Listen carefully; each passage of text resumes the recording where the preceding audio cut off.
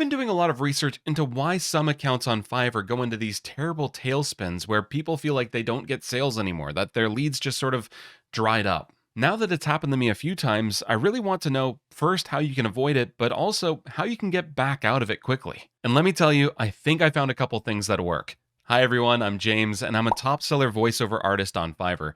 I want to talk about three different, maybe three and a half different things that are going to work to keep your account moving forward, increasing your sales, and not dropping off a cliff. But before we can do that, I need to talk about what the heck happened over the last month or so. So, once again, I fell off a cliff. Now, why does this sort of thing happen? Let's take a look. So here I'm just going to show you what my sales looked like throughout the year. I'm not hiding anything, guys. Right here you can see that in April, that's when I got top seller. I raised my rates and we skyrocketed for a couple of months, having my best month ever in June. After that point, though, things seemed to stagnate and then start dropping off a cliff in September, October, and then into November with a sort of exponential down curve. Not what you want to see. Not what I wanted to see. There's a few different reasons this can happen. And in fact, I did a video before about the first time that I fell off a cliff and why that happened that time. You can check out the video right here. But listen, the point is that different things can cause this. Last time it was changing my gig structures too quickly. This time it was leaving my gigs too expensive and not really wanting to come back down. And that's only two different reasons why this can happen. I'm sure there's probably a lot of other ones, including perhaps your gig category being less popular right now, people being less willing to spend money for specific reasons outside of Fiverr. Maybe you just had a few bad reviews or cancellations that just have hurt your account. The point is, we need to find a way to get out of this tailspin and start getting new clients right away. The first thing I want to talk about is sort of a bit of mitigation for when these downturns happen, and that is repeat clients. Repeat clients are going to keep you afloat because there's no way to actually stop all of these different things from happening. Like I said, there's so many reasons why your account can take a downturn. Having these people in your inbox always asking you for another thing is going to just give you sort of a baseline income that you can always rely on. Now, these repeat clients, sometimes you can't control their projects ending, them needing to take a break, whatever it might be. But having a few of these repeat clients that are really good, steady income earners for you is so important. This is why building relationships, having a good rapport with the people that you deal with is so crucial.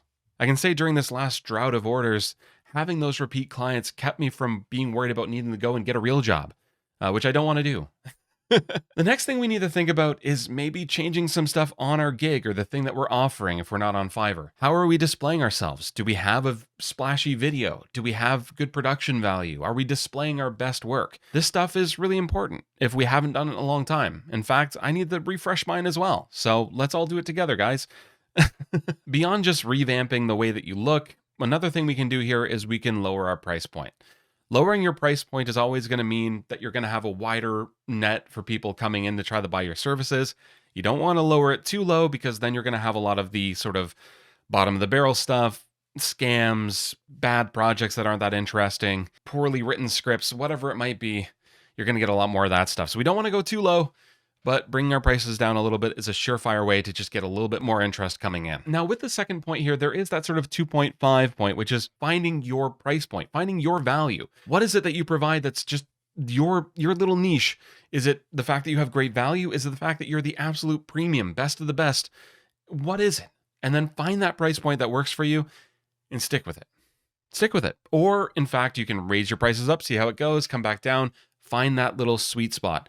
For me, I think I found my price point. One that works for me, has a good income potential, but also gives a good amount of value to the person buying my services. So once we've done those other two things that are crucial in getting our account back up and running, the last thing that I want to talk about, this, 3.5 now, whatever, is imposter syndrome. It's knowing that you've done all this really good work already. You've dealt with so many orders, you've worked with all these people, and now when things start crumbling a little bit, we start wondering what our value is. When somebody does show up in our inbox, are we just going to throw our services at them for super cheap and say, please work with me? No, we need to remember that we are worth something, that a lot of people chose to work with us. And even if we're not getting as many impressions or something, this doesn't necessarily have to do with us specifically. Now, we have to do what makes sense for us. We need to make sure that we're getting these sales coming in, especially if this is your full-time job. If it's not, still, we just need to sort of be calm. Remember that we do offer a very good service, that we've focused on that already. That's not in question, right? the people who've worked with us have been very happy, right? So it's always a struggle. So how do we get out of imposter syndrome? Let's take a quick look. Okay, I went to the internet and I found a few things to help us with imposter syndrome. So if we're feeling like, wow, we might actually kind of suck at this, and I don't know why anybody ever chose to work with me before, let's think about these 3 things. Number 1, facts. Have we had a lot of people who've worked with us and have been happy in the past? If so, then we're probably kind of good at this, right? Number 2, let's celebrate our successes. What have we been able to achieve so far? This might be a bit of a blip, it might be a bit of a road bump. We need to just ride through it. And number 3, let go of perfectionism. We're not going to be perfect all the time. We're not going to have growth month over month over month forever on Fiverr. Sometimes we're going to have a downturn. We need to plan for these things, be ready for them. That's what this video is all about. So if this has ever happened to you, leave it in the comments below how you got out of it, because I'd love to know. I want more tools that I can use. But if this video wasn't super applicable to you because you're new to VoiceOver, I've actually got another video here about how to make a demo so you can start getting work. It might be better for you. So click on this one right there, and we'll see you in the next one. Bye, guys.